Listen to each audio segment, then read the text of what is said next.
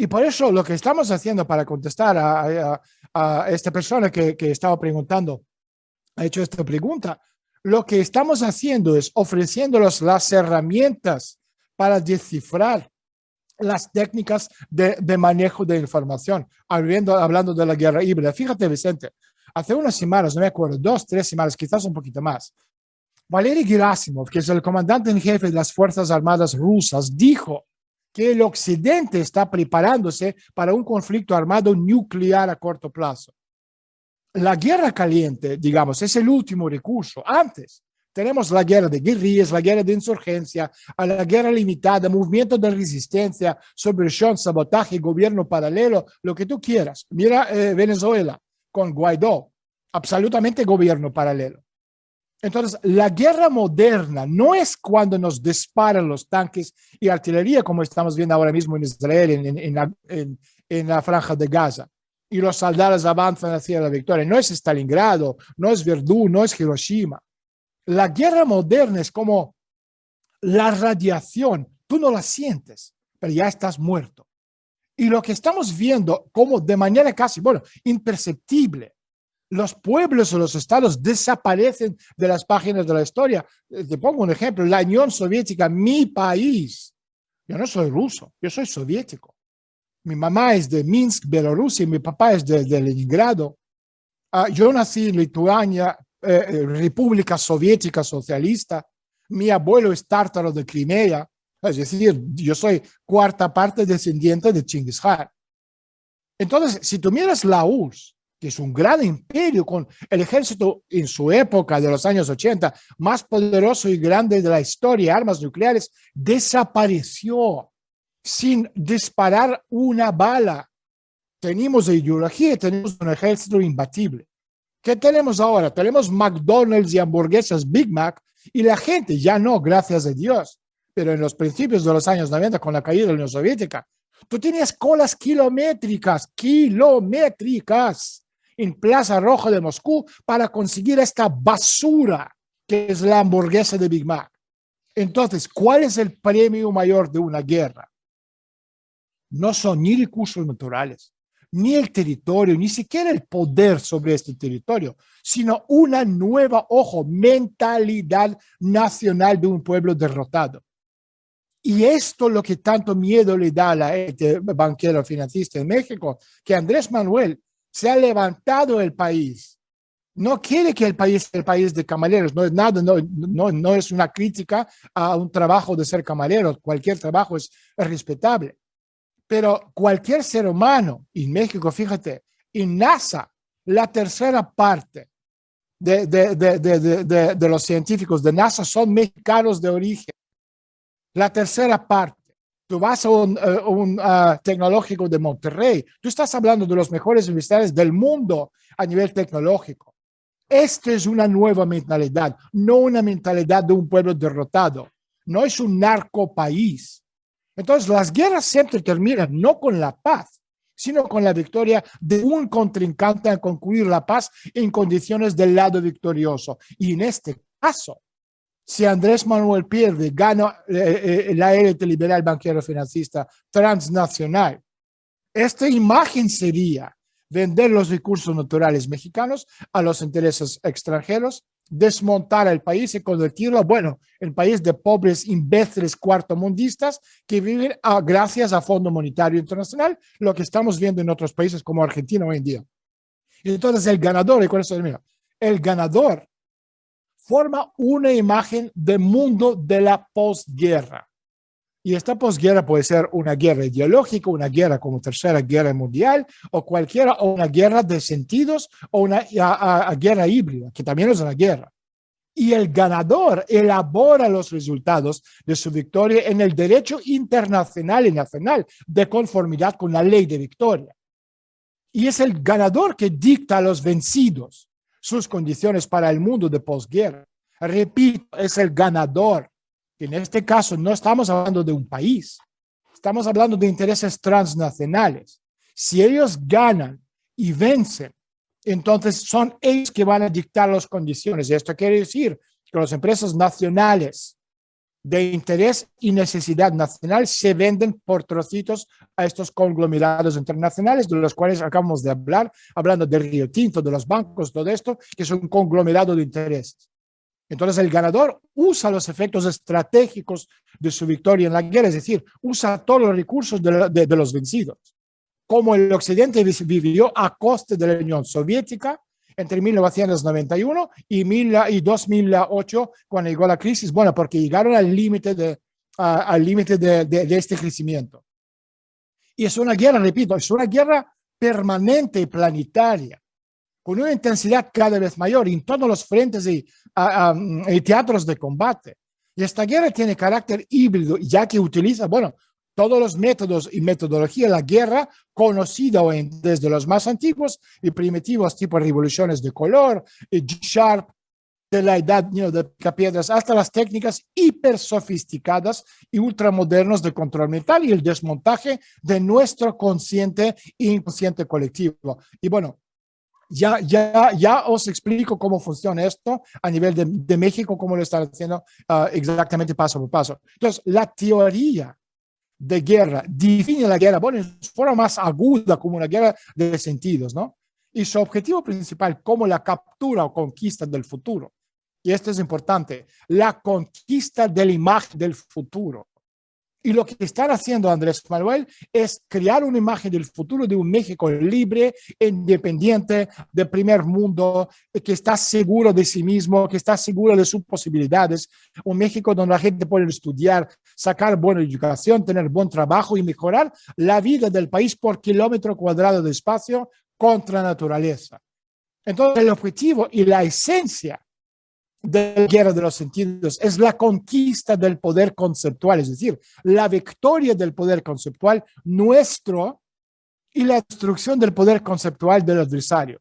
Pues fíjate, hablando de sistema ética, y Andrés Manuel ha hablado mucho de ética en sus mañaneras.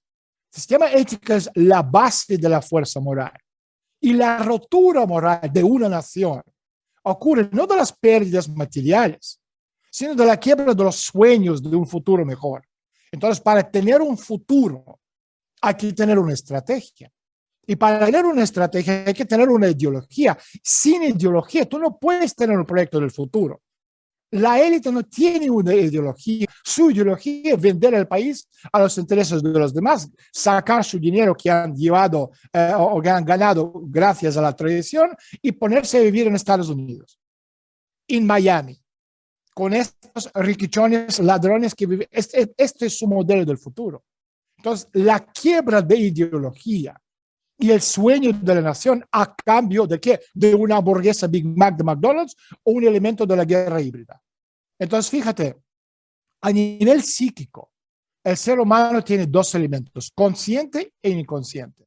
Tiene tres estados, memoria, pensamiento y voluntad. Y tiene cuatro formas asimétricas de interacción: lógica, emoción por un lado, y intención, sensación por el otro. Y estas cuatro formas son blancos de ataque de inteligencia de pensamiento. Porque, repito, el modelo de la victoria de ellos consiste en sustituir valores de la sociedad. ¿Por qué? Por los valores extranjeros que no son vuestros. Desmontaje de los códigos de pensamiento, lo que llamamos la soberanía intelectual. Fe, dogma, valores, todo es eso. Y cualquier operación de inteligencia, bueno, tiene como objetivo la rotura de los códigos civilizatorios.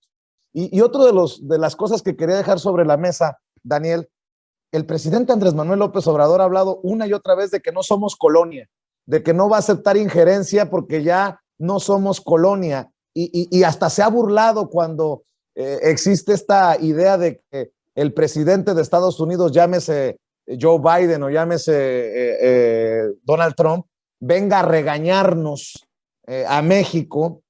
Bueno, tan es así que el presidente limitó la participación y los movimientos del FBI, de la DEA y de todas estas corporaciones en nuestro país. Y bueno, ahí está porque muchos han señalado la mano de la CIA en algunas fundaciones que están financiando pero es obvio, a es decir, organizaciones en obvio. México, ¿no? Totalmente. O sea, si tú quieres eliminar narcotráfico en México, si tú quieres eliminar la influencia de esa gente, tienes que cortar, pero cortar seco, cualquier influencia de las organizaciones supranacionales, sobre todo del mundo de inteligencia británicos y americanos. Que sea MI6 británico, que sea la DEA, que sea la CIA, cualquiera de estos. Si tú miras a los mismísimos discursos de congresistas americanos, que estaba diciendo cada vez que nos metamos en algún asunto espinoso, siempre está por medio la CIA o la DEA. ¿Qué está haciendo? Se fíjate en Afganistán, para cambiar, pero muy rápidamente la dirección de lo que estamos hablando. Y en un segundo volvemos. O sea, fíjate en Afganistán. ¿Qué hay en Afganistán? La droga. ¿Quién lo controla? La CIA. Desde que los Estados Unidos invadieron Afganistán en 2001, llevamos 20 años. Afganistán se ha convertido para excelencia en el primer narcoestado del mundo entero hoy en día. Pero ¿cómo es posible eso si tú tienes las tropas americanas que supuestamente están erradicando a la amapola? ¿Cómo? Porque el objetivo nunca es eso. La droga es el lubricante de la economía mundial. Y cualquiera que piensa que un talibán en Afganistán, imagínate, tú tienes aquí una bolsa con drogas, ¿qué haces con ella? ¿Cómo? ¿Qué haces con esto? Lo necesitas de alguna forma vender. ¿A quién lo vas a vender? Y el dinero tienes que invertir o lo vas a dejar por debajo de un árbol. Entonces, ¿dónde lo dejas? Lo dejas en los grandes bancos. Y por eso cada vez que estamos mirando, que sea Citi, que sea HSBC, que sea Bank of Nova Scotia, que sea cualquiera de estos bancos grandes internacionales, le han pillado Wachovia, que ahora es Wells Fargo, el cuarto banco más importante de Estados Unidos. Hace 12 años le pillaron lavando 368 mil millones de dólares de los narcos mexicanos. Y sale el presidente del banco y dice, pues yo no sé qué pasó. ¿Sabes? Y nosotros le creemos cuando tú y yo sigamos con 10 mil dólares al banco, nos van a pedir 1000 papelitos para demostrar que no es vía narcotráfico. Y aquí tienes un banco que lava 368 mil millones de dólares en narcodinero de las drogas. Y bueno, yo no sé qué pasó. Entonces, obvio, absolutamente obvio que lo que tú estás haciendo es, o diciendo, es señalar que la lucha es sin cuartel en todos los niveles. Y dado que estamos llegando a esta quiebra económica civilizatoria, la droga es el lubricante de la economía que mueve al año 950 mil millones de dólares en dinero en efectivo. Si tú decides erradicar la droga, la economía se te desploma antes de que nosotros terminamos nuestro webinar.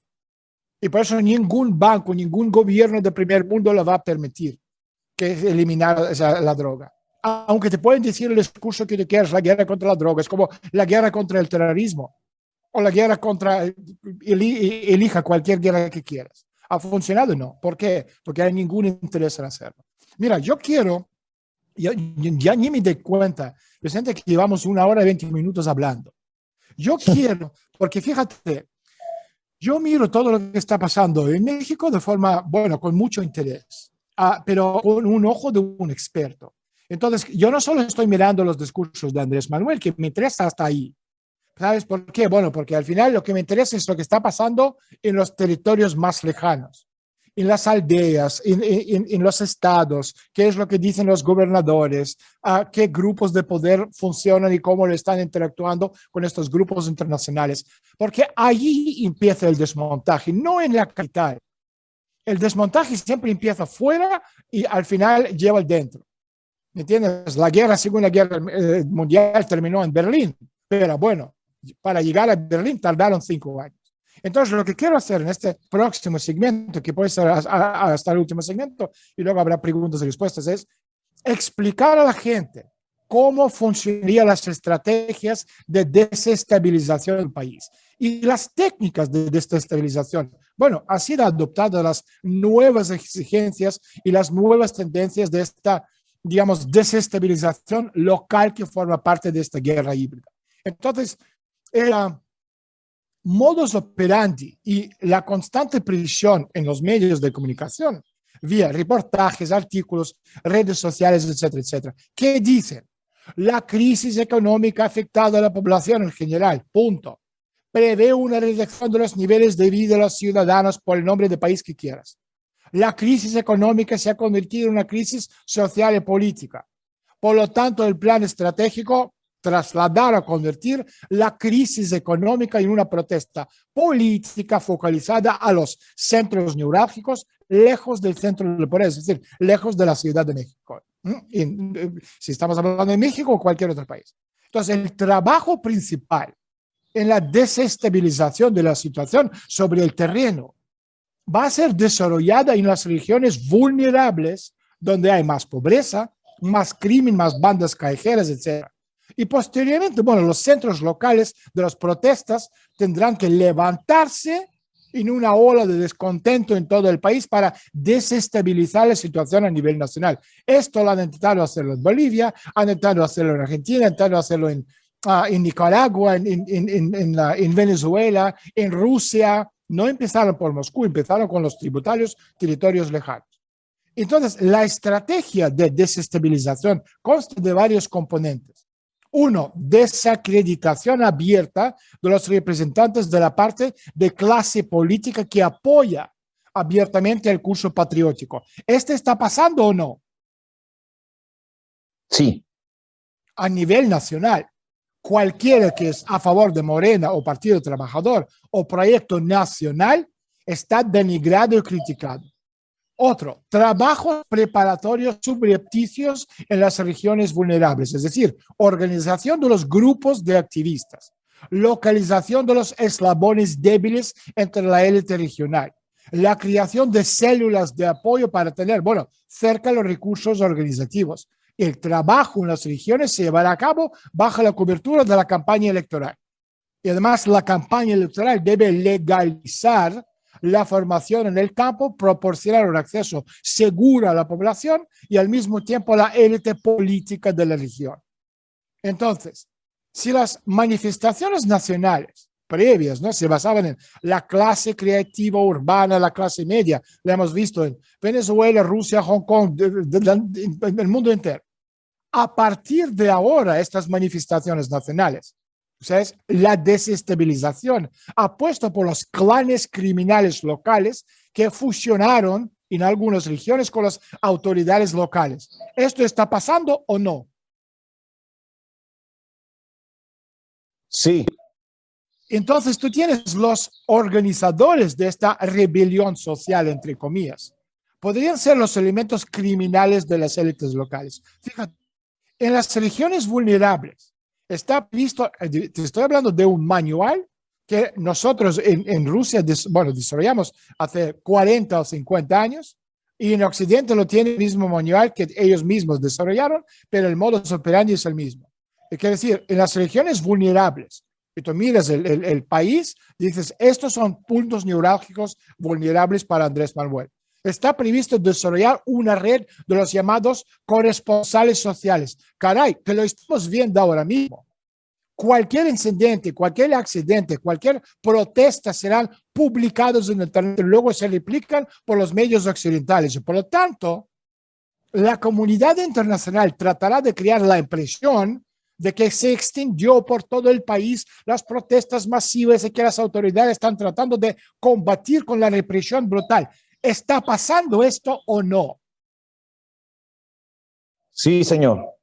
Segundo punto, se desarrolla una feroz campaña de desprestigio de los representantes de las estructuras del poder, lo estamos viendo a diario.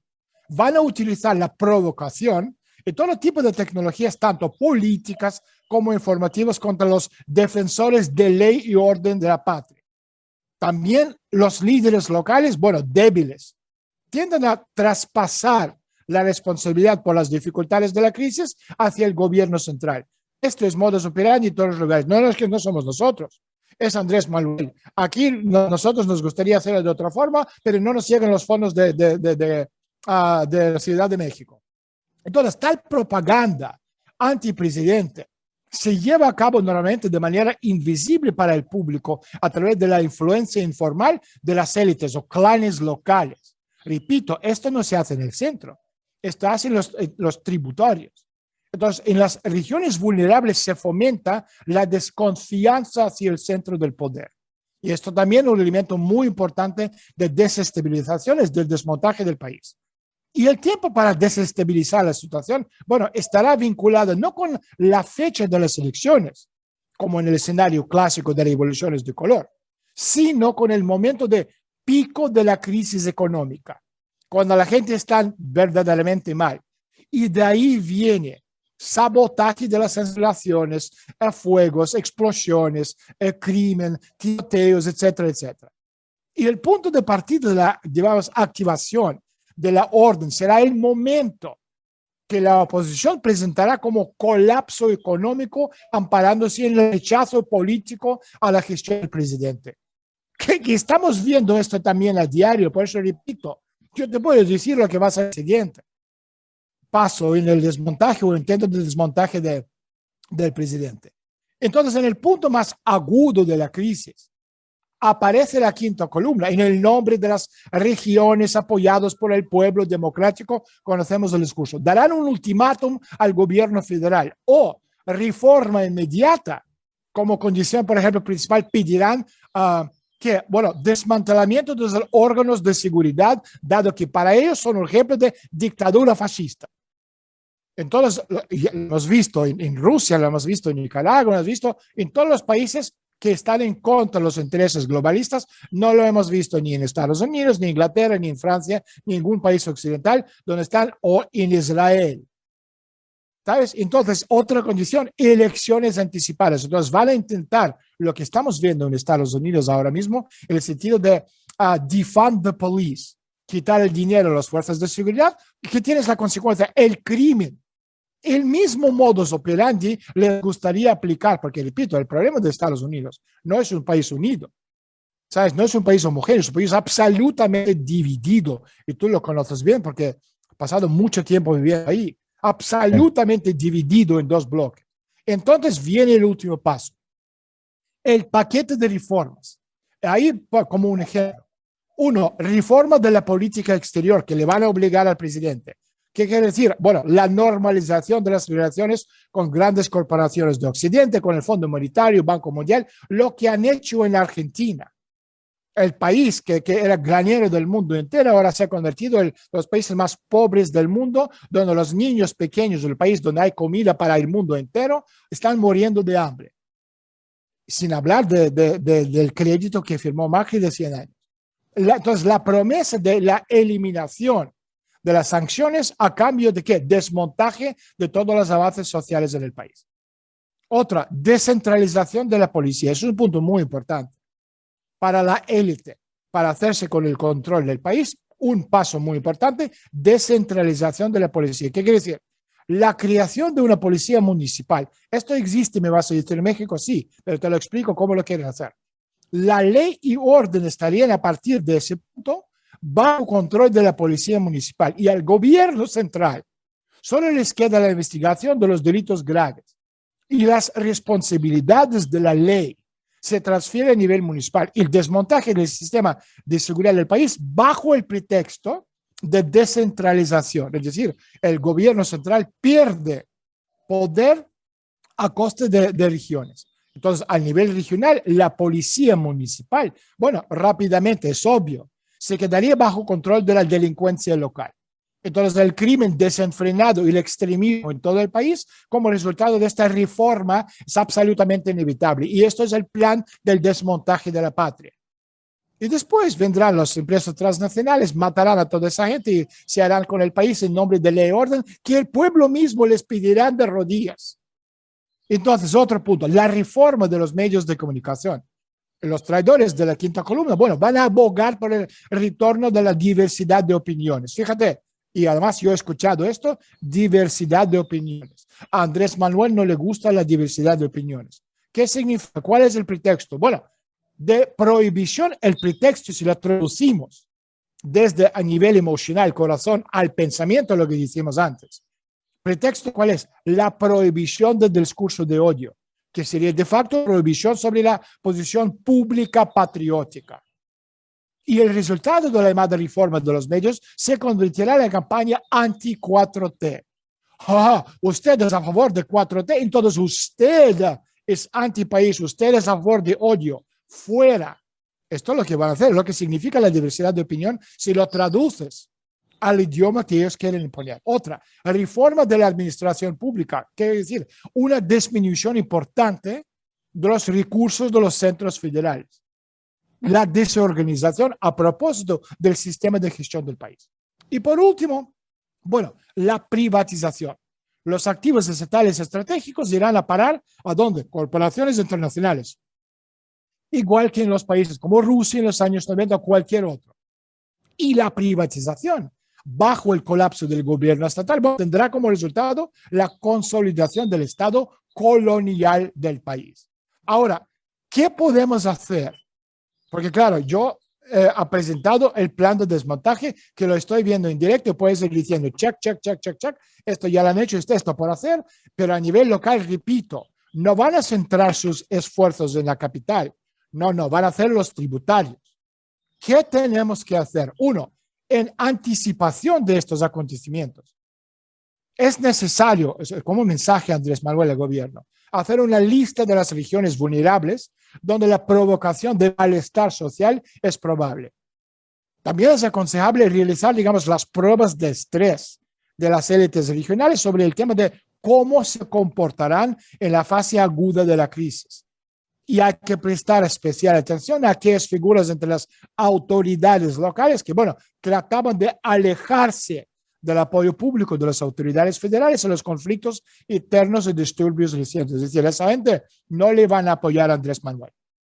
Otra cosa, te estoy hablando como alguien que ha estado 24 años en contrainteligencia militar. Esto, lo que yo estoy explicando ahora, es nuestro trabajo de contrainteligencia.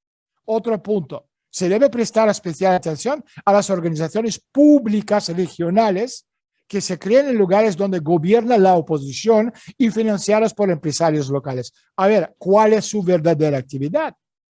¿Intereses de quién representa esa gente? ¿Existen entre ellos los elementos separatistas o desestabilizadores?